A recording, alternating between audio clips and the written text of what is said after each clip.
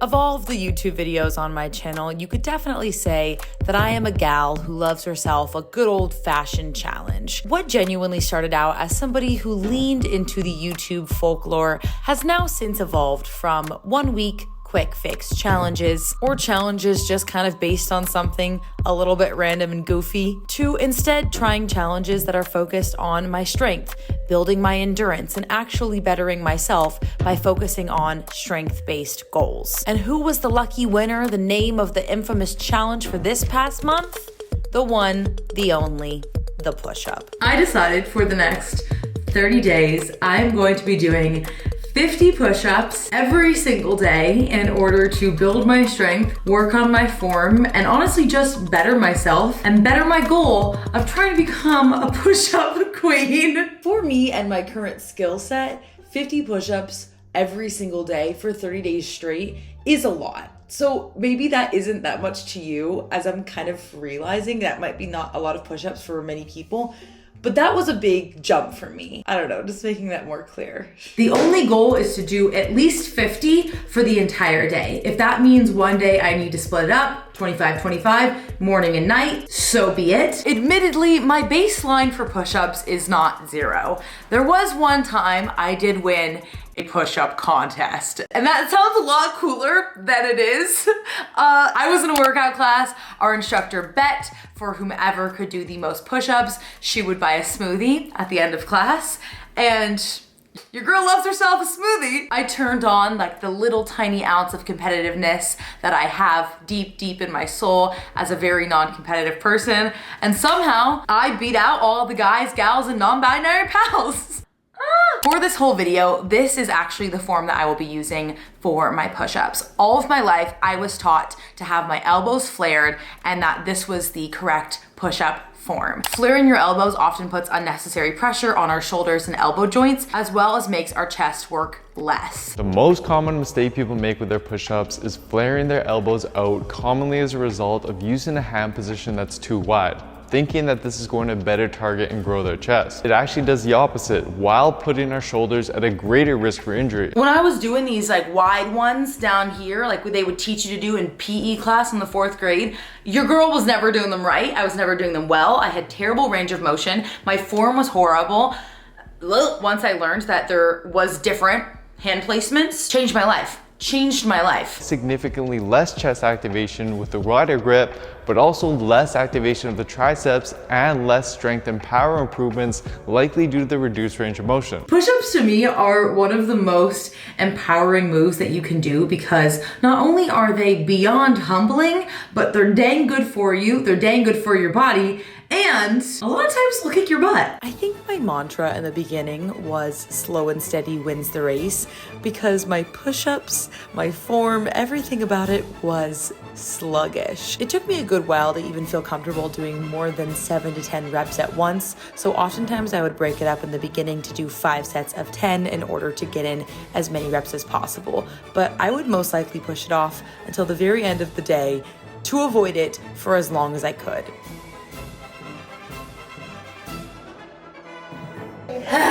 If I sit and I think about doing push-ups for too long, then I won't do them. So I'm going to do them in my whole getup here. And I'm doing this pretty much right when I wake up in the morning. So normally I kind of wait because I feel like I'll get more energy later on, but that also just ends in procrastination, likely some bad reps if I'm being honest with myself. And lately I've been so stinking sore. I know I'm getting stronger, but it doesn't feel like I am because everything is so tender. All right, this is what we do. We sit down and we turn on this song. That's my only real motivator. That's a lie. And it gets me in the mindset. I think the first area that I started to notice an improvement in was actually in my endurance, and not just when it came to doing multiple push-ups in a row. Oh. I'm already out of breath. Instead of splitting it up into the sets that I had been doing prior, now I'm trying to do as many reps as I can back to back to back. I just did 14. That was a lot. Then I'm gonna try and do it again also on my toes, and if my form is being compromised, then I will go down and do push-ups for my knees. You gotta give it your all. I started to feel like I could push through my workouts longer, and also that some exercises were getting a whole heck of a lot easier for me, like burpees, shoulder taps, tricep extensions, all things that I used to very much struggle with. We're done. Done for the day. I'm gonna show you a few different progressions for push-ups that helped me get myself from not being able to do them at all to being able to actually do multiple full range of motion on your toes. We're leaning up against a wall. We've got our hands to either side, going down and back up. You're on your toes, on the balls of your feet. Can you even hear me? I have no idea. When I'm trying to learn a new progression as well, I really try and think as much as possible about mind to muscle connection. So literally thinking about your triceps, your arms, your biceps, your chest with every single movement in that push-up. Don't mind the garbage behind me, but one very important thing I always know is to make sure I'm engaging my core. I think that's an often overskipped important piece of the puzzle. Next would probably be your knee push-ups. You take your position with your arms ready to go to that A-line, squeezing your core, making sure it's engaged, going down and back up. Who am I right now? Can we just... What's happening? Next, I would actually say, instead of going straight to your toes, if you don't think that you might not be ready for that movement yet, the next thing that you can actually do is holding, oh my gosh, why am I so out of breath? Holding your movement with reverse tension. Again, now we're on our toes, still engaging the core and the thighs. You wanna be squeezing pretty much everything. You're gonna go down to the count of 3 and hold. Then, if that's all that you can handle, come down, reset. When we're ready for it, we can go to do the real thing. Use a grip that's roughly just outside shoulder width or narrower. And then when you execute your push-ups, don't forget to tuck your elbows in towards your body rather than flaring them out. By making very simple adjustments to your push-up form, you can actually emphasize specific muscles more than others. Another thing, if you have really weak wrists, because this is a problem that I often have, if it's really hard on your hands to be doing push-ups like this, you can actually put your thumbs on the ground like so, making a fist and actually doing your push-ups like this. Remember, modifications are strengths. All right, y'all, this is me coming clean to let you know that I actually missed, I think, the past 3 days, Friday, Saturday, Sunday, for my 50 push-ups because I was very, very busy. I was extremely distracted, genuinely forgot, but also genuinely wasn't going to prioritize it over enjoying myself, which is kind of a little bit of a bad excuse considering it really does not take that long. But bottom line, I didn't do it. I'm owning up to it. And that's where I sometimes grapple with challenges to begin with, because if you fall off the train, you oftentimes give yourself such a hard time about it and you let it defeat you, and then you want to go hide under the covers for the next few weeks because you're upset with yourself. But this is not the point of this video, because really I am trying to do this as something that is going to motivate me to work on my strength when it comes to push-ups. I'm not trying to look a certain way. I'm not trying to reach some aesthetic goal. So yes, I had my hiccup, but you have hiccups in life. Like, that's how life works. And we're out here for the healthy lifestyle. So it's okay. And I think honestly, the best thing to do is just get up and do them again today. I even feel like previously I would have punished myself and I would have done 150 extra today to make up for the 3 days of push-ups that I didn't do. But that sounds horrible. So we're gonna take it as a lesson instead. But I'm owning up to it. Seeing my strength improve and my endurance wasn't just something that I was proud of because I was able to do more push-ups. It honestly was such a rewarding feeling, seeing how far I'd come and also how my body was reacting in the other exercises that I was doing in my everyday life. I would say I'm doing fairly well. I wouldn't say that I am breezing through this challenge. And in all honesty, I don't even think it's one of those things that I'm genuinely feeling is getting easier as the days go on. I don't think it's getting any easier. However, I think I myself am getting stronger, which is of course a cool thing. Also, I'm not out here trying to pretend that I'm some sort of push-up pro or that I have the best form in the world. I know that I don't, but I'm out here trying to better myself. And that is the point of every single time anybody steps into a gym. That is your goal. You're going in there to live out your healthy lifestyle, to better yourself in some way, shape, or form. So this is just me also being weirdly vulnerable and sharing that experience on the internet. It's no way me saying I am Taylor Mrs. Pushup Woods. No. I go as long as I can before I start to reach a little bit of failure. Basically, I don't want my body to worm in any way. I don't want to sacrifice my form. And if that's the case, then I will go through each of the other progressions of push-ups. And that's just me recognizing that I'm not going to hurt myself. I'm not losing the effectiveness of the exercise because I'm just flat out doing it wrong. Another super important thing, which I'm actually all out of right now, is your breath. I feel like I'm constantly mentioning how important breathing is. Sounds like the stupidest thing to ever be said, but particularly when it comes to exercising. I used to be the type of person that would hold my breath through every single movement because I was in so much pain, suffering so much. I couldn't think about breathing. Like, breathing didn't matter. All that needed to be done was the exercise.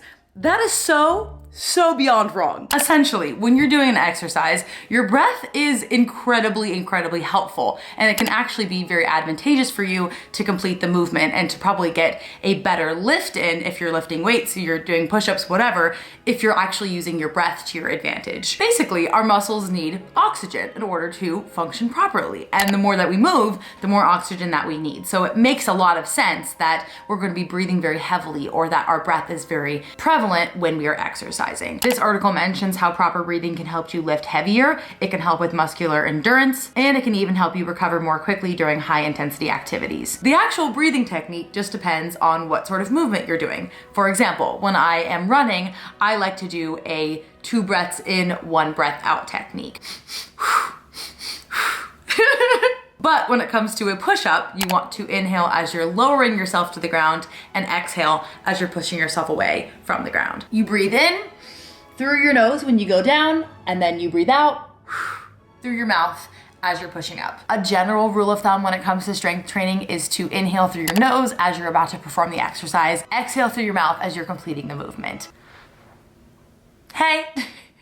Bye. It's just the funniest thing to me because breathing is supposed to be the most natural thing, when in actuality, when it comes to working out, it's something that I always neglected. Do a bit of research if you're a little bit unsure, but it has changed the game for me when it comes to effectiveness. I also can focus so much more on my breathing rather than struggling and hurting and feeling the pain of the movement. I'm prioritizing my breath, which helps with my endurance, which makes me stronger.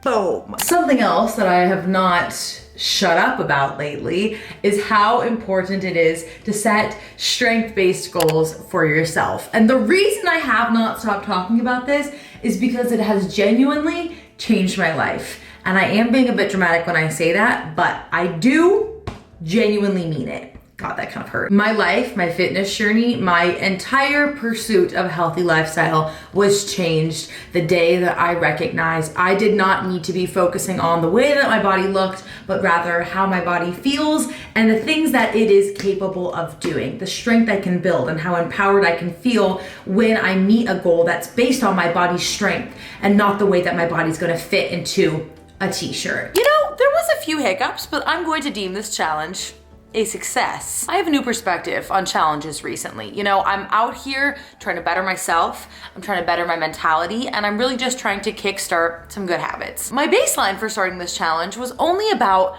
I'm gonna say, 7 decent push-ups in a row. After that, I would go down to do push-ups from my knees and just finish my reps from there. But hang on there, the max reps that I did when I completed this challenge just a few days ago was 23 in a row. So I more than tripled my progress, which I think is pretty cool in just 30 days. I also really liked the consistency of relying on one thing that I could do for myself every single day. And even if it was a day when I didn't really want to do much, I kind of started to look forward to it because it became a fun game. I got to see how many I would complete, how many I got better at. I think about my breathing, I think about my form, my progressions. All of the things that I mentioned were actually extraordinarily helpful, and all of the research that I did prior to starting this challenge was extraordinarily helpful for just improving my push-ups to begin with. So that, I think, above all else, is the best benefit of this, was finally learning not to be all wormy in my push-ups, not to compromise my form, maybe what even the correct form is, and just kind of feeling darn good doing it, all right?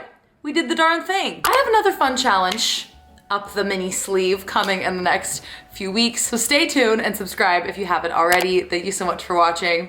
I'll see you in the next one.